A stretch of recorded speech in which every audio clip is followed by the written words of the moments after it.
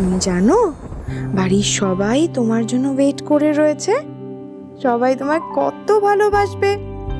বাইরে তোমার ঠাম্মি, তোমার 2 মাসি, 2 মেশো সবাই ওয়েট করছে তো আমার সোনা মাটাকে আদর করে দেবে বলে। কি কষ্ট হচ্ছে আপনার ঘড়ি? পেটে ব্যথা, কোমরটা ছিঁড়ে যায়। এখনই ওটি রেডি করুন ফার্স্ট। Okay ma'am. একটু দাও না প্রিন্সেসকে, আমার সোনা মেয়েটাকে একটু দেখ। দাঁড়াও, আস্তে আস্তে আস্তে।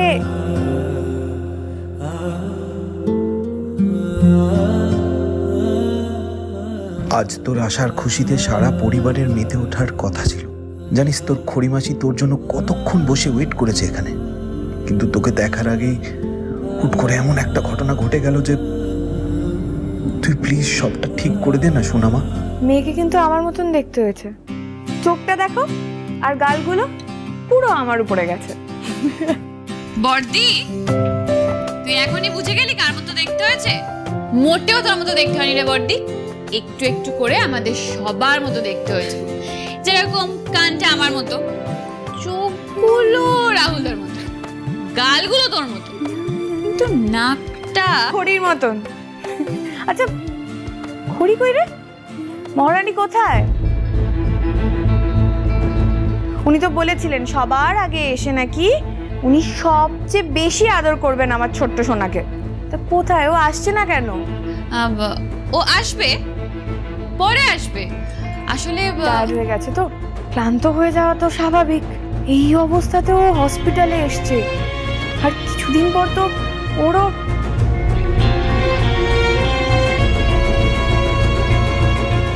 আমি এই ভয়টাই পাচ্ছিলাম খুড়ি, আপনার টিউমারটা বাস্ট করেছে। ডক্টর, আপনি তো আমাকে কথা দিয়েছিলেন বলুন আমার বেবির আপনি কিছু হতে দেবেন না, আপনি ওকে সুস্থ রাখবেন, ভালো রাখবেন। আপনি কথা দিয়েছিলেন তো, বলুন। I will try my best. তবে এক্ষুনি অপারেশন করতে হবে আমাকে খুড়ি, না হলে সিচুয়েশন আরো ক্রিটিক্যাল হয়ে যাবে, আমি সামলাতে পারবো না। সিস্টার, ওনার বাড়ির লোককে খবর দাও, আর ফর্মালিটিস যা আছে তা তাড়াতাড়ি মিটিয়ে নাও। আমি আর 1 মিনিটও ওয়েস্ট করতে রাজি নই, আমি এক্ষুনি ওটি শুরু করব। না না ডাক্তার, আপনি কাউকে কিছু বলবেন। বাইরে বাইরে বাইরে আমার ফ্যামিলির প্রত্যেকের ঋদ্ধিমান বাবু সবাই ওয়েট করে আছে, আশা করে আছে। ওদেরকে আপনি কিচ্ছু জানাবেন না প্লিজ। এটা আপনার মধ্যে থাক। এটা কি করে হয় খড়ি? এখনো যদি আমি কথাটা না জানাই, যদি ভবিষ্যতে কোনো প্রবলেম হবে না। আপনি শুধু আমাকে একটাই কথা দিন, আপনি আমাদের বেবিকে সুস্থ রাখবেন, আমাদের বেবিকে আপনি ঋদ্ধিমান বাবুর হাতে তুলে দেবেন। আপনি প্লিজ আমাকে কথা দিন। আমি মিস্টার সিংহ রায়ের কাছে মা আর বেবি দুজনকে সুস্থ অবস্থায় ফিরিয়ে দিতে চাই। এতদিন তো তুমি এটাই চেয়েছো, তুমিও তো এই কথাটা মনের ভিতরে চেপে রেখে লড়াই করেছো, এতটা সাহস দেখিয়েছো। বিশ্বাস করো, আমিও হারতে দেব না তোমাকে, আমিও আপ্রাণ চেষ্টা করব। দাদু ভাই, দাদু তুমি এখানে কি অবস্থা? খড়ি দিদি কেমন আছে? কি বলছে ডাক্তার? মা বাচ্চা সব ঠিক আছে তো? তুমি কেন এসেছো দাদু এখানে? তুমি এখানে মানে ঠাম্মি তো একা আছে বাড়িতে। খড়ি দিদির এই অবস্থায় আমি বাড়িতে বসে থাকতে পারি? আমি স্বস্তি পাচ্ছি না। আমাকে প্লিজ বলো তোমরা কি বললেন ডাক্তার? এখন শুধু ওনাকে ওটিতে নিয়ে গেছে ডক্টর, কিছু বলেন। Mister Singha Roy, doctor patient কেমন আছে? He is fine right? আর বেবি দুজনেই সুস্থ আছে তো? দেখুন খড়ির কন্ডিশন এখন ভীষণ ক্রিটিক্যাল। ওনার প্রেগন্যান্সির 7th মান্থে এরকম একটা ঘটনা ঘটেছে, আমাদের ইমিডিয়েটলি অপারেশন করতে হবে মিস্টার সিংহ রায়। এছাড়া আর কোনো ওয়ে আউট নেই। অপারেশন? হ্যাঁ, আমরা ওনাকে ওটিতে নিয়ে গেছি, একটু পরেই ওনার অপারেশন শুরু হবে। আমি ওটিতে যাব।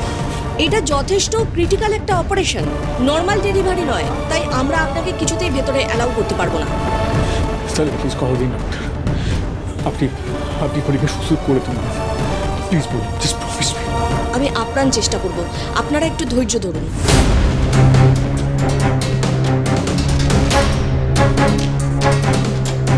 রাহুল, বোন, কি হয়েছে বলো তো তোমাদের? কি হবে? হয়নি তো?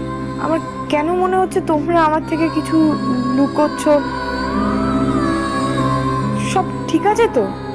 হ্যাঁ, সব ঠিক আছে। বাড়ির লক্ষ্মী এসছে বাড়িতে, সব ঠিক না থাকতে পারে? সব ঠিক আছে। আমি বরঞ্চ যাই, হ্যাঁ, মানে ওই ফর্মালিটিস গুলো কত দূর হলো দেখে আসি। হ্যাঁ, আমিও যাই। ওর জন্য নতুন ড্রেস, নতুন কট, সবকিছু কিনতে হবে না? তুমি একটু সামলাও ওকে। না দেখে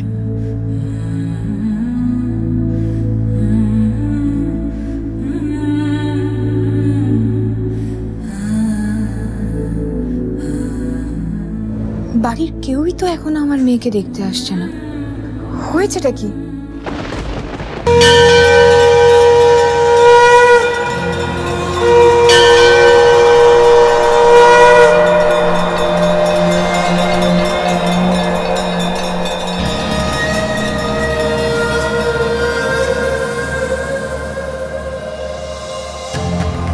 সারা জীবন খুঁড়ি তোমায় পুজো করে এসেছে মা।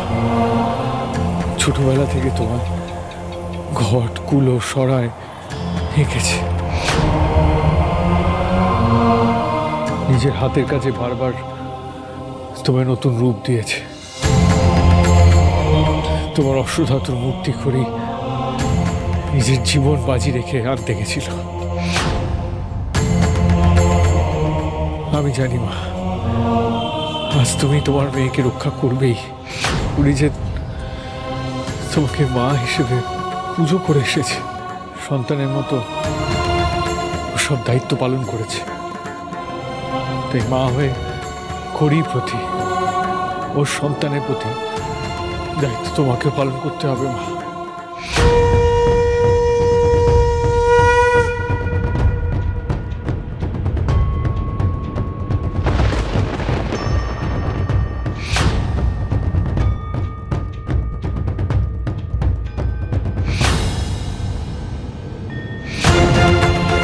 না মা, আমাদের জীবনে আর কোনো ঝড় তুলতে পারো না তুমি। তাই আজ যতক্ষণ না খবর পাচ্ছি আমার খড়ি, আমার সন্তান সুস্থ আছে, ভালো আছে, ততক্ষণ আমি এখান থেকে যাবো না মা। হাজার ঝড় উঠবে, কিন্তু আজ তুমি এই ঋদ্ধিমান সিংহরায়কে টলাতে পারবে না।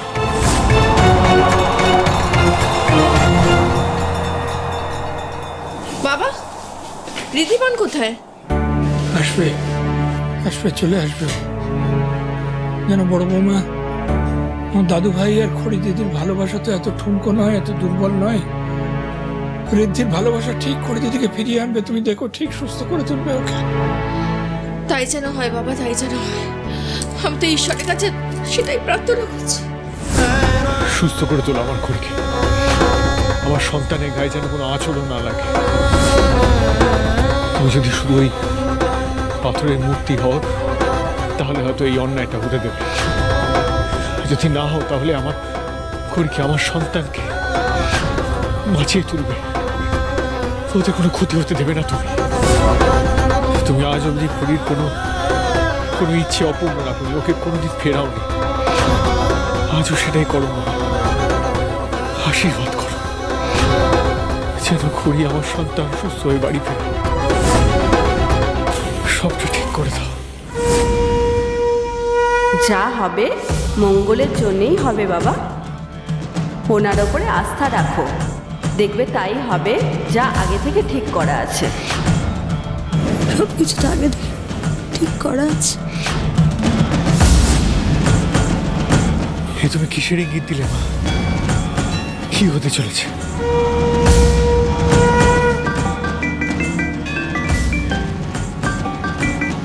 হ্যাঁ রাহুল, বল।